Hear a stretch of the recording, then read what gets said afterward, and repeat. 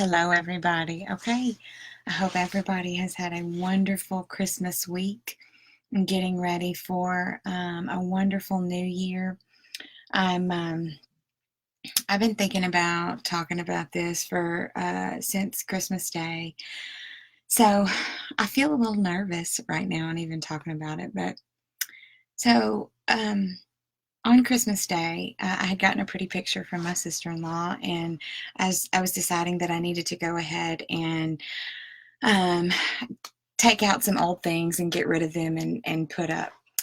So this deserves a little bit of backstory. When I overdosed in May of 2015, um, after that, after I did the detox and all that kind of stuff, I I went through this time where I had to simplify everything. And y'all, there's not a lot of people.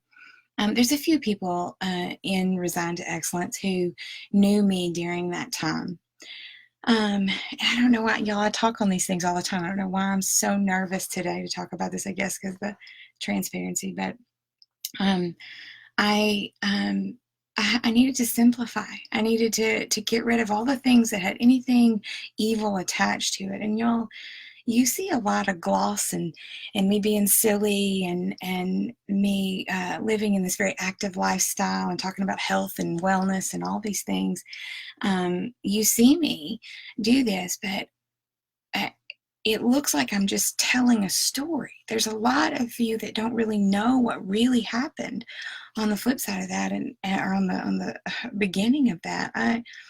Y'all, I cannot even explain the total situation I was in. You hear me talk about it. I was an addict. I was an alcoholic. I weighed 350 pounds when I did overdose. Y'all, I lived in filth. I lived in complete filth. My house, by the time I realized how filthy I had been living, I tried to clean the walls with bleach. They were just dirty and nasty. I caught myself many a times waking up, sleeping on top of food that I had fallen asleep in. I could barely walk from the bedroom to the bathroom, and I rarely took a shower or brushed my teeth. Um, I did not take care of myself. But on top of that, I neglected my children and my husband too. But I'm not even going to go into all of that today. I'm going to speak specifically about my children. Y'all, I can barely I can barely look the camera in the face as I talk about what a horrible mother I was. I was so consumed with myself and with drugs and with alcohol that I had no problem setting aside these beautiful human lives that were entrusted to me. God was so gracious to give me these people, yet I chose myself above them.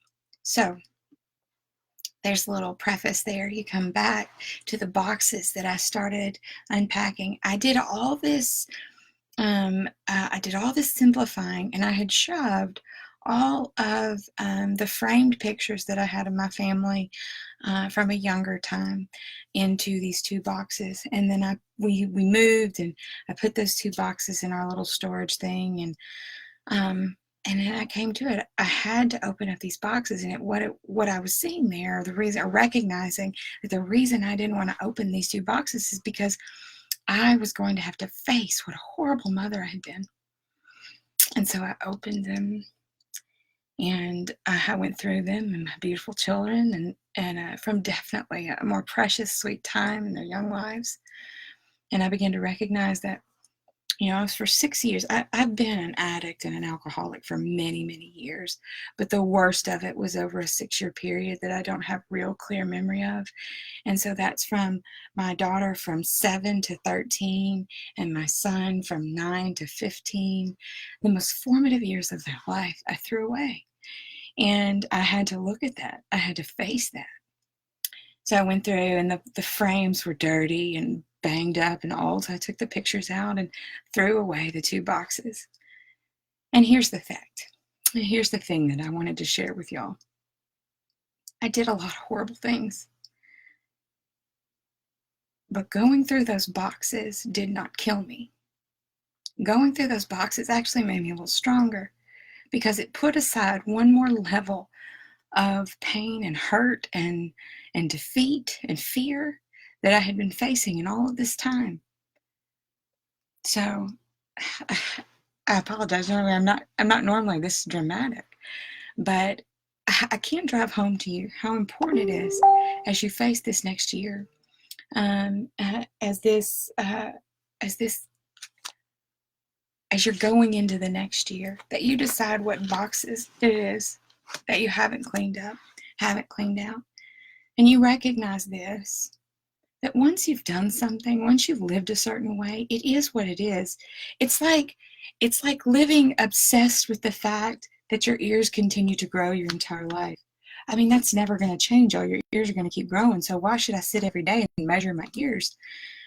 That's just something I shouldn't worry about.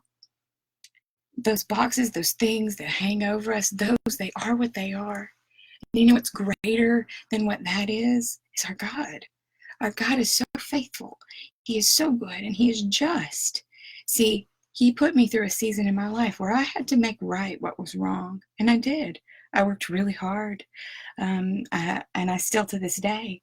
There's many days that I have to wake up, every day, that I have to wake up in forgiveness of myself for what I did to my children, to my husband, to my family, for what I did to myself. There are scars on my body that I could take you through a storyline of what happened while I was high or while I was drunk, or because of all of the pills I was on, that my gallbladder had to be removed. So there's those scars, and then there's scars on my wrist from where I had surgeries that I demanded that I have, and really it's just because I wanted more pain pills.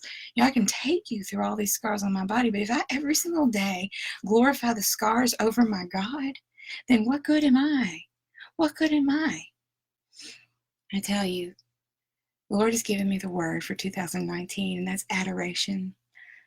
I don't know if you've noticed this a lot in my posts lately, but this is the drive, this is the push that, friends, as long as we are sitting around letting those boxes hang out, not cleaning out our pantry, not cleaning out the things in our life that are so heavy weight on us because we're afraid we'll have to face something. We're afraid we'll have to stand up and say that we were wrong. All along, we were wrong. And ladies, we don't like to do that now, do we? But I'm telling you the fact that if you stand up to those boxes, if you stand up to those other things, and you stand in adoration of the only High King, you will be delivered. Is it going to happen overnight? No. Healing is a choice. Miracles by the hand of God, they are beautiful and wonderful, but He wants you to live in a gradual, continual miracle of your life, of you. He made you with fear and wonder, and He wants to put a new song in your mouth. One of my favorite verses that God gave me this past year is Psalm 40, verse 3. He put a new song in my mouth, a hymn of praise to our God. Like He has a song for you. He has a story that He wants you to tell, and He wants you to use the things that you've used to mess up. I'm going to tell you, for those of us who sit around worrying about, are we getting this right? Are we getting this wrong? What am I doing? Paranoid all the time. I'm going to tell you what, if you dig your heart in and you say, God, I don't know if this is right, but I want to glorify you. He is not disappointed in you, and He will direct your ways. Joshua chapter 1 talks about that. If you meditate on His word, then there is where you will hear the voice behind you saying, this is the way, walk in it. And I've talked about this before, but recognize the proximity of God there, the voice behind you. If you ever think about it, when you're walking, say, on a trail or something, and somebody's talking behind you, and you have to sort of tilt back and listen because you're intentional about listening to what that person is saying, this is what God is wanting you to do. Listen to what He's saying, and He will say, this is the way, walk in it. And if you've made a mistake and you know your God is leading you out of it, it doesn't matter what anybody thinks of you. It doesn't matter what you look like. And it doesn't matter what people think of the boxes that you once had that you never cleaned out. It doesn't matter. It can't matter. Because when your chin is tilted towards the God of all the universe, people either fall in line with you looking at Him, or they fall away. And that's all you have to worry about is Him the whole time. So Take that with you as you go into this next year and you want to stop listening to all the voices around you. Fill your heart with praise. I wrote this morning. This is, pitiful and praise cannot coexist. Chin up, beautiful. That's it. Pitiful and praise cannot coexist. You are not pitiful. You are strong. You are beautiful. You are changed. And I'm going to tell you something. If you don't know Jesus as your personal Lord and Savior and you want victory, friend, reach out to someone today that you know can help. You are more than welcome to reach out to me. There are women in churches and men in churches. There are people anywhere. Your family. Go somewhere and find him today because he is freedom. You are not. You are the person who is seeking freedom. Don't offer yourself to yourself as freedom. So I posted this verse the other day. I posted this picture the other day. And I can't help but keep saying this verse. And that song, Is He Worthy? But the verse, you are worthy, O Lord, our Lord and God, to receive glory and honor and power.